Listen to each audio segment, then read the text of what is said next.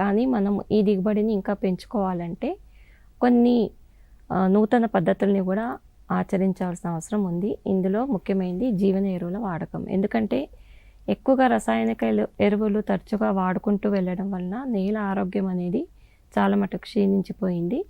So ఈ చెరుకు ఎక్కువగా ఎత్తు పెరిగితేనే మనకు లాభం కాబట్టి నేల అనేది బలహీనంగా ఉంటే మరి మనకు ఈ చెరుకు పడిపోయే దశలో కూడా అంటే ఎక్కువ కోత దశలో ముఖ్యంగా పడిపోవటం అనేది మనము గమనిస్తూ ఉంటాం. అందుకని మనకు జీవన ఎరువుల వాడకం అనేది చాలా ముఖ్యమైనది. జీవన ఎరువులలో ఏముంటుందంటే జీవన ఎరువుల యొక్క పదార్థాలు ఉంటాయి. దీన్ని మనము మన పొలంలో వేసుకోవాల్సిన అవసరం ఉంది. చెరుకుకైతే ముఖ్యంగా అజోస్పైరిల్లం అనే జీవన ఎరువుల్ని సిఫార్సు చేస్తున్నారు. అయితే ఇది ఎలా వాడుకోవాలి అంటే మనము ఒక ఎకరం పొలంలో మనం దాదాపు 2 కిలోల ఈ జీవన ఎరువుని ఒక 2 క్వింటాల మాగిన పశువుల ఎరువులో బాగా కలుపుకొని దాన్ని ఒక నెలపాటు ఒక గోనె సంచులు కప్పి ఉంచి దాన్ని అప్పుడప్పుడు నీళ్లు చిలకరిస్తూ నీడ అంటే బాగా ఎండ తగలకుండా నీడ ఉన్న ప్రదేశంలో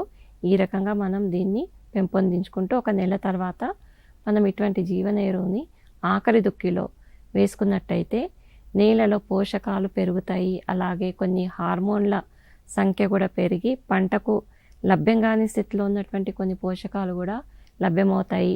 అలాగే ముఖ్యంగా ఈ నత్రజని ఎరువుల వాడకం కూడా మనం తగ్గించుకోవచ్చు. ఎందుకంటే ఈ జీవన ఎరువులు వాతావరణంలో ఉన్నటువంటి నత్రజనిని స్థిరీకరించి పంటకు అందజేస్తాయి కాబట్టి మనం కొంతవరకు ఈ నత్రజని రసాయనిక ఎరువుల పైన పెట్టే ఖర్చును కూడా తగ్గించుకోవచ్చు. సో ఈ రకంగా ఈ అజోస్పైరిల్లం అనే నత్రజని అందించే జీవన ఎరువుని చెరుకు సాగులో వాడుకోవాల్సిన అవసరం ఉంది.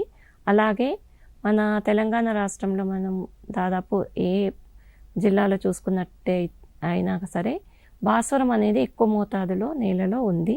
సో భాస్వరం అధిక మోతాదులో ఉంది కాబట్టి మనం ఈ భాస్వర ఎరువుని మనము తగ్గించుకొని అంటే రసాయనిక ఎరువులని మనం తగ్గించుకొని భాస్వరాన్ని కరిగించేటువంటి జీవన ఎరువుల్ని కూడా వాడుకోవచ్చు. ఉదాహరణకు మనకు ఎక్కువగా ఫాస్ఫరస్ సాల్యుబిలైజింగ్ బ్యాక్టీరియా అనేది ఒక మంచి జీవన ఎరువు.